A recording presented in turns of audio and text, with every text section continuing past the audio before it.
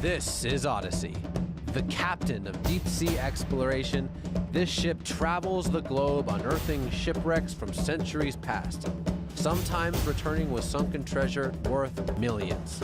We're about to investigate the process behind these deep-sea expeditions at Discovery Times Square and see exactly what kind of treasure they're talking about.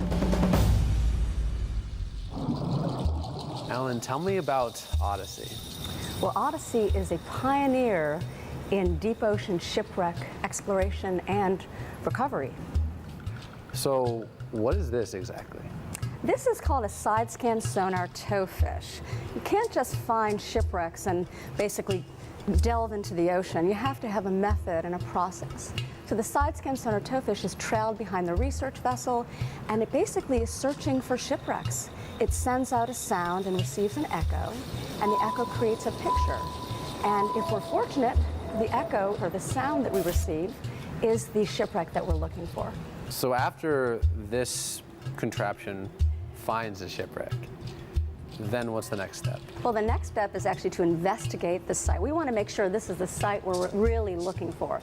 Is this the shipwreck that we've been searching for and researching for, months, perhaps even years? So we move on to our remotely operated vehicle called the Zeus. That thing? Yes, the 8-ton ROV, remotely operated vehicle. And Zeus is really the hands and eyes of the archaeologist. This stuff is so cool. Yeah, I think Zeus is probably one of the most amazing devices, tools used for shipwreck exploration. We have his manipulator arms and the limpet device. This is the device that actually can pick up delicate artifacts as small as buttons or perhaps silver and gold coins. It will very delicately actually blow away seabed sediment, and then it will suck up the object. Zeus has still cameras and video cameras, so the people aboard the ship can actually watch what's going on the wreck site. So there's no one actually in this thing? No, this is remotely operated, so it's not a submersible. We have ROV technicians on our research vessel, and these guys are actually the ones that are manipulating the manipulator arms and are maneuvering Zeus very, very carefully and gracefully over the wreck site. Shipwrecks are time capsules. So these artifacts and treasure that have been on the ocean floor for in many cases hundreds of years have not been seen or touched by humans, and they basically are a window on what life was like during that period of time when that ship sank. So this is a room filled with artifacts recovered from the SS Republic, which sank in 1865. It sank 1,700 feet deep. This was actually the first robotic archaeological excavation ever conducted at such depths. But Odyssey now has shipwrecks as deep as 15,000 feet. You can see what happens on the ocean floor. You have these silver coins that have concreted with seabed sediments and with some of the wood that these coins were actually shipped in. Are most shipwrecks that you find 18th century, 19th century? We find shipwrecks spanning all centuries. The exhibit actually presents shipwrecks dating to the 1600s. Some really cool diversity of artifacts. I mean, we recovered just bundles of ink bottles and hair tonics and food products, all sorts of goods that were essential to 19th century America. So when you bring this material up, how do you actually preserve it? Typically, we place them back into a fluid solution. They've been in water for hundreds of years, and they've been in salt water for hundreds of years, and salt is a really harsh element.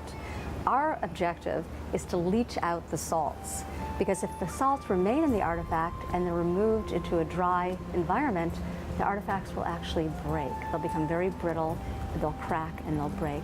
So there's all sorts of different solutions, from water to a chemical called sodium sesquicarbonate, to deionized water, all depending on the time frame needed to conserve the artifact. I've never seen science and history mesh so much into one project, because not only do you need scientists to go down there and pick it up, but then you need historians to kind of explain what you're finding, right? Correct.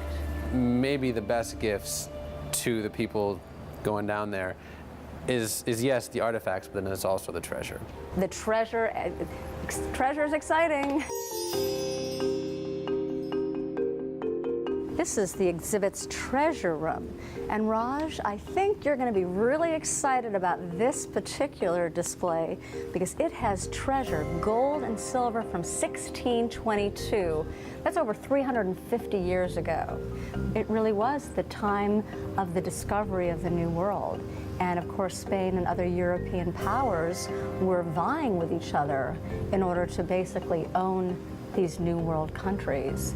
It really stimulates our imagination, as you said, about how they were actually conducting trade, because this was used to actually purchase items. And what's really cool about the exhibit is that we have treasure from 1622, but also silver ingots, silver gold bars from 1941. These are gold bars that were on a ship that was torpedoed by a German U-boat. We recovered 48 tons of silver, the equivalent of $41 million from this wreck site. Each gold bar weighs 80 pounds.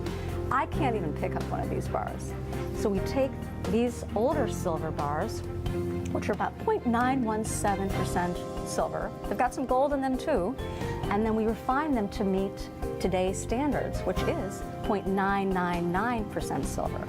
So you're talking centuries of shipwrecks, of world history, of gold and silver, and I mean, this is... Each with their own story. The exhibit covers so many different shipwrecks, so many different time periods, and so much history that most of us aren't always aware of. Helen, this is beyond cool. Is there a website or something that you can go to? Yes, actually Odyssey's website is www.shipwreck.net. And of course, if you're in the New York area, you've got to come to Discovery Times Square to see the exhibit. This is so cool. Ellen, I'm going to be checking out a little bit more of the gold stuff. Okay, just don't take off with it. No promises.